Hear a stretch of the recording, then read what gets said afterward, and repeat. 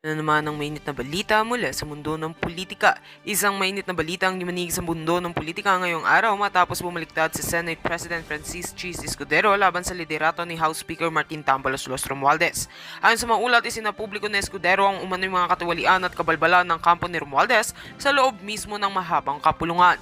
Sa isang pahayag sa media, diretsahang binanggit ni Escudero ang umano'y irregular na paggamit ng pondo, pamumulitika sa mga ahensya ng gobyerno at ang pagsikil sa oposisyon ng Kongreso. Aniya, hindi ko na kayang manahimik. Ang kapakanan ng bayan ang dapat unahin, hindi ang pansariling interes. Dagdag pa niya, panahon na raw para ilantad ang tunay na nangyayari sa likod ng tabing ng kapangyarihan. Hindi naman nagpaawat ang kampo ni Romualdez. Ayon sa kanilang tagapagsalita, isa lamang itong desperadong hakbang upang siraan ang pamunuan ng Kamara. Mariin nilang itinanggi ang mga aligasyon ni Escudero at sinabing handa silang humarap sa anumang imbestigasyon upang linisin ang kanilang pangalan. Sa ngayon, patuloy na nag-aabang ang sambayanan sa magiging susunod na hakbang ni Escudero at kung may iba pang opisyal na susuporta sa kanyang paninindigan. Abangan ang mga susunod na kabanata sa tumitinding bangayan sa pagitan ng Senado at Kongreso na maaaring makaapekto sa mga mahalagang panukalang batas sa programa at ng pamahalaan. At yan nga ang mga balitang ating pagkakatutukan at kung bago ka pa lamang sa aking channel ay huwag kakalimutang mag-like, share and subscribe para updated ka sa aming mga bagong balita dito sa Tatak Pinas.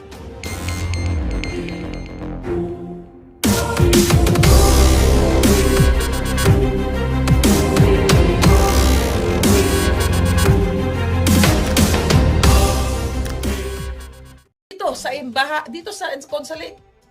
Oh, anong ano natin diyan? Anong kwento ko diyan? May inilapit ako diyan. May budget. May budget yung mga embahada na yan sa mga OFW. Di ko na alam kung tawag sa mga budget na yan.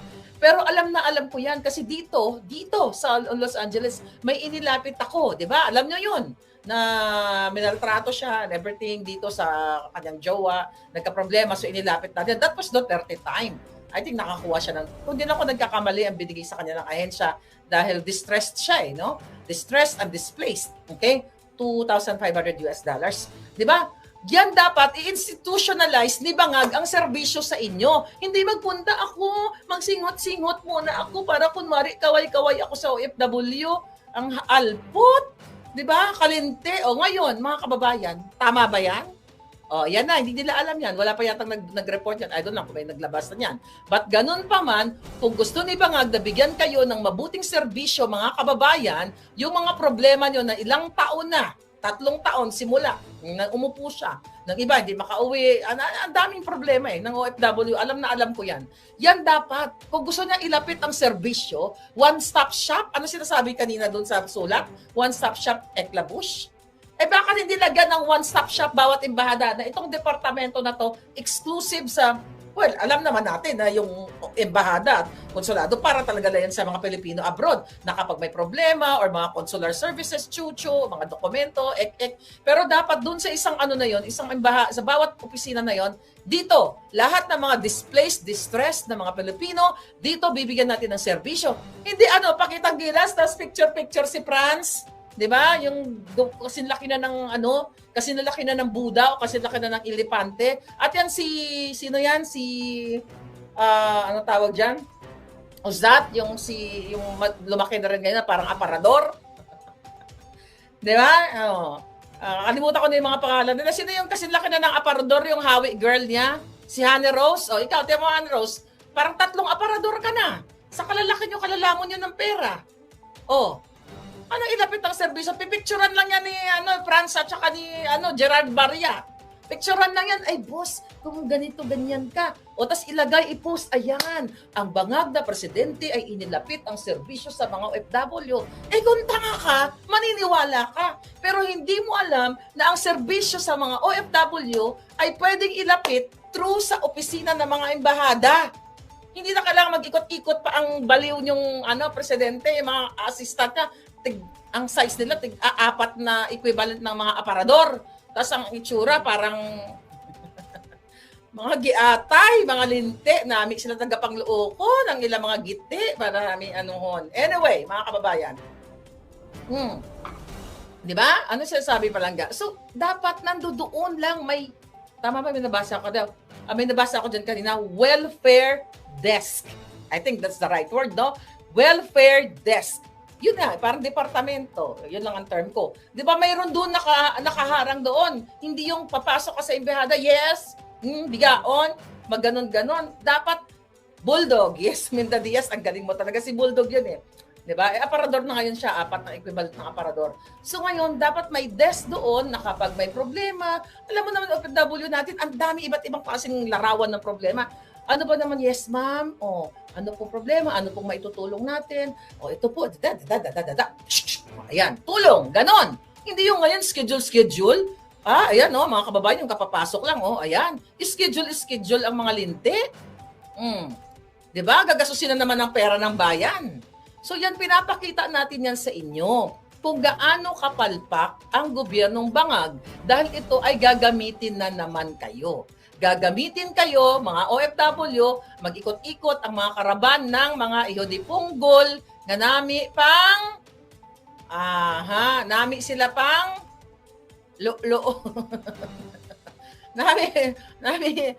pasulod sa baba nila yung kanilang mga pisot. Alright. Naku, nakakainis talaga mga kababayan, ano? So ngayon, nami kusion. Tama, siling ni Alodia, na lami kusion ang giti nila. Butangan sang sili para magkirig-kirig. Di ba? Butangan sang sili para magkirig-kirig. Kapag makita nyo kasi kanta kayo ng ngiwi-ngiwi, yun ang gawin ninyo. Kasi nakaprogram na yan eh. Ito gawin natin. Ayan, screenshot nyo pangitan. Gawin natin. Pero siyempre, ayan, gusto nyo puntahan natin yan, ano? Puntahan nyo na lang kayo dyan. Ayan ang schedule nila, Ayan, screenshot nyo yan. Tapos mag-organize kayo. Tapos kunyari, andun si Bangag, nasa kabila kayo. Tapos kayo kanta-kanta kayo, ngiwi. Diba? Bangag. Magganon-ganon kayo doon. Diba? So, ayan, screenshot yung schedule nila. So, ngayon, mga kababayan, kaya sinasabi ko, bagong budol na naman to. Diba? Bubudulin na naman kayo, paulit-ulit. Pero, ito, ayan, nagkaanda na sila. Imagine nyo, katatapos lang ng eleksyon. Nagbabakbakan na sila ngayon. 'Di ba? Sa kanilang paano nila ipabagsakin si Inday Sara, kung paano nila, anuhin yung kadyutahan nilang impeachment na 'yan. So nakita nyo, ang Bangag administration ay hindi sila para sa programa ng taong bayan. Kasi yung kadyutahan, yung pinost natin yan, dapat pag-upo niya pa lang, institutionalize niya na yung mga programa. Yan, kaya ako nagalit sa hinayupak na yan. Dahil ang dami kong inilapit na OFW sa kanila, OFW man na mga OFW na mga problema, yung hinayupak na lisa na yan, wala yan itinulong sa inyo o kahit kanino pa. Diba? Kaya nga ako, lagi kong sinasabi, kahit nung panahon ni Pangulong Duterte, binolja ko yung iba niyang mga appointees at everything, ang daming natulungan yan. Yung opisina ni Senator Bongo, di ba? Ulit-ulit kong sinabi sa inyo yan. Minsan na-criticize ko si Senator Bongo. Pero nung time na yon, talagang, nung even pandemic, maraming natulungan. Eto walang pandemic. Ang daming natulungan ng gobyerno ni Duterte, Ako sa pagkakaalam ko lang, na ako kasi yung lumapit in behalf of you guys. Alam nyo yan. Pero ngayon ito, nung nilapit ko kayo, mga OFW, nung pag-upo pa lang nila, nga. At ngayon, karaban-karaban ang mga ihodipunggol, ang mga linti, namin pamit ko ng mga giti. Diba? So, huwag na kayong magpapaniwala, utang na loob. Diba? Alam nila na dihado na sila, kaya nga sila watak-watak eh. Diba? Kaya watak-watak sila. May speech pala si Inday, VP Sara tells PMA 2025 graduates, don't be an instrument of betrayal. Oh, nice. Diba? Yung mga bagong PMA graduates. Sabi niya, wag sana kayong maging kasangkapan ng pagmamalabis, pagtatraidor at pagpapahirap ng mga nasa kapangyarihan sa mga kapwa Pilipino na katulad ninyo ay matapang na ninindigan para sa kabutihan, sa tama, sa katotohanan at sa tagumpay ng mga Pilipino, sabi ni Inday Sara. Alright. May you always strive to restore and uphold the values of an independent, non-partisan, and professional institution. One whose sole duty is to defend the Constitution. May you never yield to the greed for material gain, political pressure, or foreign influence, sabi ni Inday Sara. Tama! 'Di ba? Kayong mga gumraduate kayo, mga bata pa kayo. Kasi this is not about dahil gusto ko si Sara. Ako nga, 'di ba? Sabi ko sa inyo nung panahon ni Bangag, nung ako, budol na budol pa ni Bangag. Ang sabi ko, hindi na muna magtakbo si Inday Sara, 'di ba? May mga ganun ako na kasi bata pa naman 'yan. 'Di ba? Si Bangag muna. Siyempre, loko-loko tayo, akala natin gagawa ng tama. Sabi ko, bata pa naman yan si Inday, pwede naman siya sa 2028. Kung greedy yan, bakit ko sinasabi? Kung greedy yung Duterte na yan, alam ni Sara na malakas siya nung 2022 pa lang. Okay? 2022, even before that. Di sana, tumakbo na siya. Kesa kay Bangag. Nakita nyo? Pero ang greediness in connection dun sa statement ni Inday Sara sa mga newly grad, yun ang mga PMA year na yan, ayan ay patungkol yan. Ako papangalanan ko na yan. In other words, ang sinabi ni Inday Sara na wag sana kayong tumulad dito sa mga asshole na mga dila-kipay itong katulad ni Torre, ni Lacanilaw, ni Bonjing Remulla, dalawang Remulyang mga hangal, sino pa ba? Si Marbil. Huwag sana kayong tumulad sa mga ito. Katulad ni Marbil, na okay lang daw sumingot-singot kayo. Katulad ni Remulla, nahuli ang anak niya sa mga illegal na singot-singot. Ayun, what do you call it? Hindi pinapatupad ng batas. 'Di ba? Kasi nakikipag-bribe o nakipag-alyansa sa mga kaletsyan. So yun ang, I think, yun ang understanding ko na huwag kayong budol or huwag kayong magpasakop dito sa inyong pagiging sa greediness at dito sa sa pang-aabuso, pang-tatraidor sa bayan at sa mamamayang Pilipino. I think yun ang understanding ko. At yan ay ang ibig sabihin niyan, ito ay para sa mga bangag. Ngayon, alam naman natin na kahit na ginawa nilang pag-destrongkar sa mga makina, nakita nyo pa rin ang pandaraya ng mga bangag. Kahit na iproklama na nga yan, itong, yung 12 senador na yan, at good thing naman yung naibalita sa atin, na ito daw si Lacson at saka si Cayetano, tawag dito, Pia, ay mukhang sinakyan lang ang mga bangag. Well, I hope hindi lang kayo sumakay. Sana gawin nyo yung tama. 'Di ba? Sana gawin nyo yung tama para sa bayan. But ako, I'm so excited dito sa impeachment hearing na ito para nga makita na natin kung paano durugin ng defense, okay, ng kampo ni Inday, itong mga bangag. Kasi sabi nga natin, baka mamaya, bigla mo ipakita si Inday na video, ito yung video na nagbabayaran kayo. 'Di ba? Ito yung video. Itong si congressman ganito, si congressman ganyan. For sure meron 'yan. Meron maglalabas ng ebidensya ng video sa araw ng impeachment. Kaya ngayon, baka hindi na nga matuloy yan mga palangga. 'Di ba? Hindi man magsasalita si Inday Sara, sabi nga ni Atty. Glenn Chong, hindi naman magbabluff yan. 'Di ba? Baka nga ganun si Inday Sara, sige na. Umpisahan nyo na. Right? Umpisahan na nyo na. Para naman makita ng taong bayan, tangay na, 'di ba? Inaano nyo yung 125 million na naipaliwanag na, pero yung 10 billion na ginamit, ito na nga lang, balik na naman tayo, mga pisting yawa to, mga hinayubak. Okay, ito nakakata nyo nasa report. Anong nag-report niyan? Teka lang basahin ko lang. Sino nga nag-report nito? Okay? Yung 10 billion. Sino nag-report nito? Okay? Dali lang, mga hitad. Okay, mga hitad. Tignan ko lang kung anong article, kung sinong nito tignan natin. Article, sino na nga ba yun? 10 billion. Asa na yun? Asa na yung 10 billion natin? Anong report? Lahat naman yata ng media ni-report yan. Okay? Andito. Okay, ito tanong ko sa inyo, mga palangga kong minamahal kong mga kababayan. Okay, siya nag-report. Okay. I think, yeah. Okay. Ang nag-report, I think, Politico. At iba pa. May iba pa ako na Politico. At iba pang mga news article. Basahin nyo, mga hitad. Naglaan ng 10 billion pesos ang bangag na administrasyon, si Marcos Jr., sa eleksyon. Pangbayad, pangbili ng boto, panggamit sa mga logistics, pangbayad sa mga kapitan, mayor, gobernador o sino pa man. We're talking 10 billion pesos. Umamin na sila.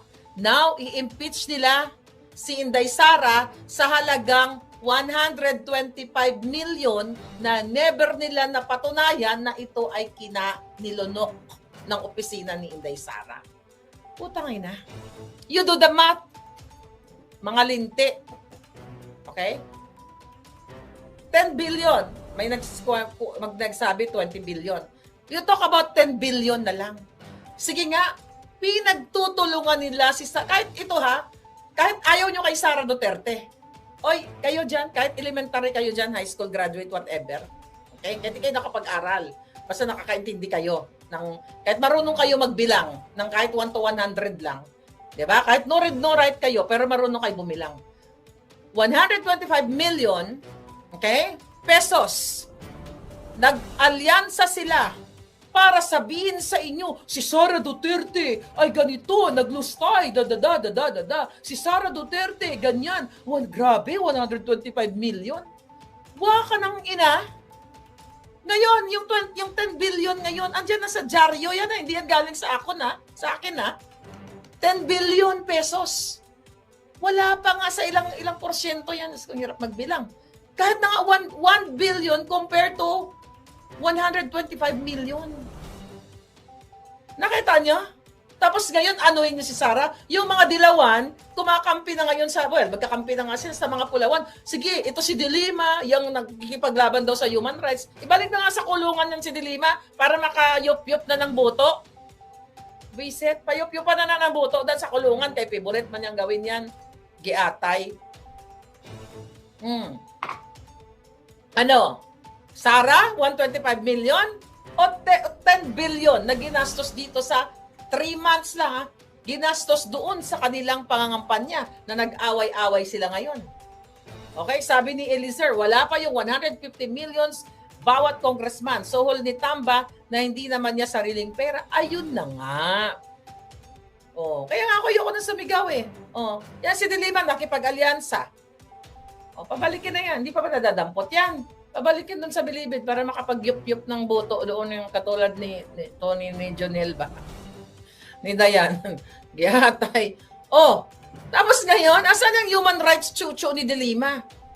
Alam mo, yung mga yan, kayo mga supporter ng mga dilawan, di ba? Kung meron kayong moralidad na tinatawag, may moralidad kayong tinatawag, ina-accept niyo pa si Dilima na umamin na yun ay kahinaan ng kanyang pagiging babae. Kahinaan kaya pumatol sa driver. At saka kay Jonel, nagsubuan pa ng saging ba? Tapos kaya nakaawayin nyo kami. Hello? Di ba? Isang saging lang nilalanta ko. Mayawa mo. Di ba? Ano? Mga giatay mo. Anong ibig sabihin yan? Ibig sabihin kayo mga dilawan, ang sabi mga follower dyan, mga ganyan, hindi ko naman kayo kalaban eh. Ang tataka lang ako kung bakit bakit kayo ay hindi gumagana yung utak ninyo o dahil sarado lang yung utak nyo dahil galit kayo sa mga Duterte. Bakit ba kayo galit kay Duterte? Dahil ginorgor yung mga kalaban na sinasabing pinagbibintangan, nagumorgor ng libo-libo, 30,000, 20,000, pagdating doon sa ICC, wala pang 50, at yung mga gawa-gawa pang mga kasinungalingan. Ngayon, sino mong prosecutor doon?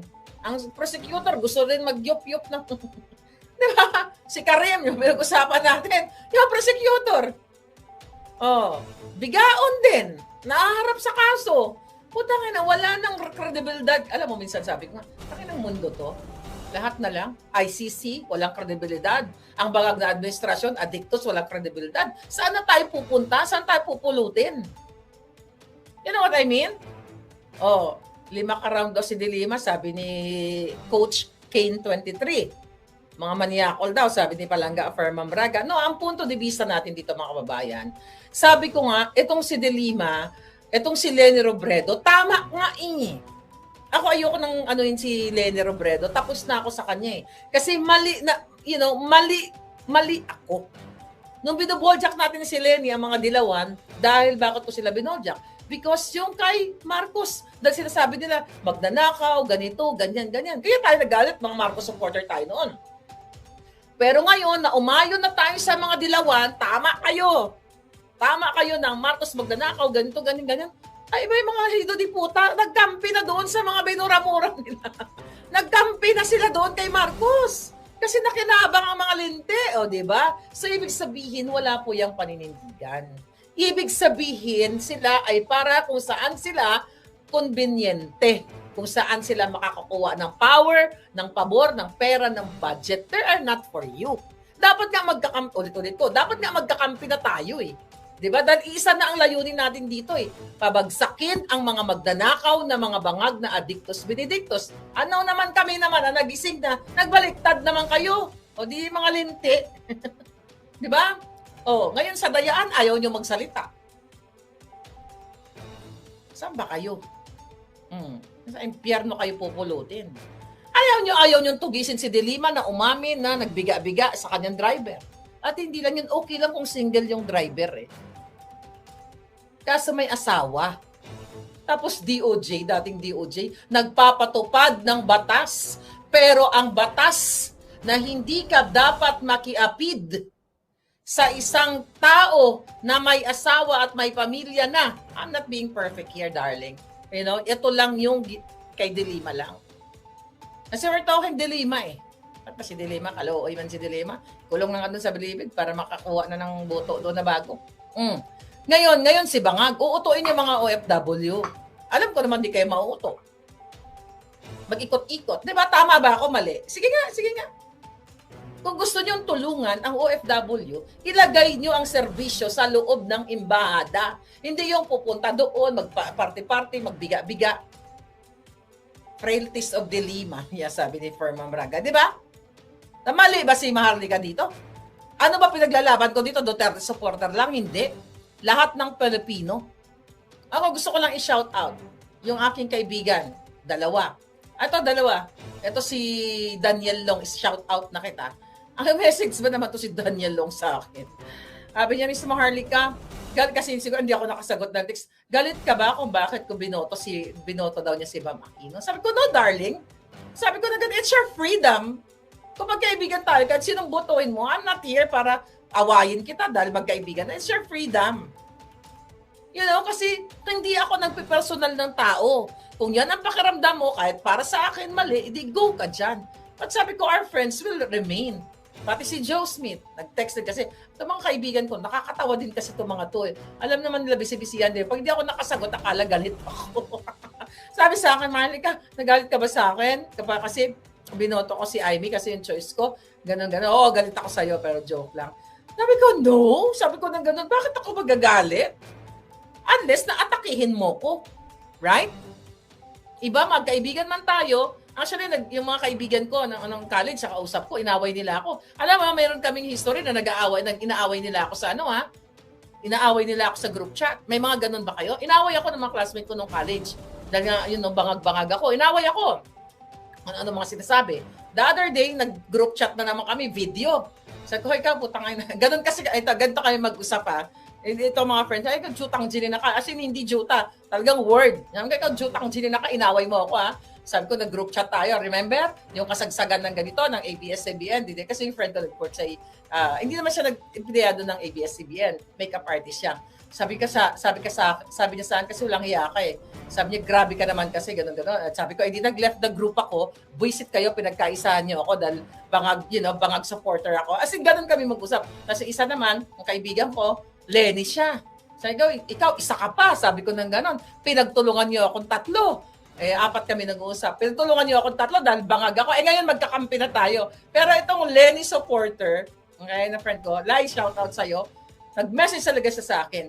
Boboto ko si Vic Rodriguez. Ganun siya. Kasi matalino, gwapo, gano'n. So, you know, I mean, bakit ko ito kinukwento? Yung friendship ko, pagkaibigan, hindi porket iba binoto mo, aawayin na kita. Unless na boljakin mo ako personal. Iba yon. Pag pinersonal mo ako, ibang usapan yon. Pero kung binoboljak mo ako dahil lang sa aking opinion, then wala tayong magagawa doon. Diba? It's about kanya-kanyang ano tayo yan. But ganun pa man, mga kababayan, balik tayo dito sa issue na to, Ngayon, ang pangyayari ngayon, mag-ingat kayo sa ating mga palangga na OFW. Ngayon pa lang, tinatrabaho na nila si Inday Sara. Tinatrabaho na nila ang Duterte. Matagal naman na nila tinatrabaho yan. Isa't kalahating taon na lang mabawakbakan na naman sa eleksyon. Kaya nga sabi ko sa inyo, hindi na yata, wala na talaga yata itong katapusan. Klase ko rin, kausap ko rin the other day, yung kaibigan ko, ibang college naman yon sa College of Nursing. 'Di ba? yung sinasabi ko college of ibang college yon. Com-arts yun. Itong isa, kaibigan ko, sabi niya, Mama, sabi niya na gano'n, isang oras na kami nag-usap, nasaan ka na bang lugar, hindi na kita nakikita. Ayun, nag-aanuhan din kami sa politika dati kasi Lenny siya. Ngayon, bangag, yun, galit na ako kay Bangag, dahil nakita ko nga, gano'n na kami. Tapos yun, kwentuhan kami about politics, sabi niya, umuwi daw siya sa Pilipinas. Sabi niya, grabe ang Pilipinas, kawawa talaga yung mga maliliit, mga mahihirap. Sabi niya sa akin, talagang umuwi siya babalik niya lang April. Sabi niya, pag nakialam ka sa politics, mayayari ka talaga. Parang ang gagawin mo na lang, parang tatahimik ka na lang kung ayaw mo matrobol. Parang ganun yung mga statement niya. Sabi ko, kumusta ba yung buhay ng mga tao? Well, sabi niya, may mga business nagsusurvive, pero yung mga maliliit, ay kawawa talaga. So, kinukwento ko to sa inyo, dahil hindi itong laban ko dahil Duterte supporter ako. It just so happened na yung Duterte ay alignment ng kanilang polisiya, ng kanilang pananaw, ayon sa nakikita natin, for the people. Kay Bangag, for the people ba yan? Huwag na kayo lumayo sa 10 billion, for the people ba yan? For the people ba yung 10 billion na ginastos sa kampanya ng alyansa ng mga Bangag?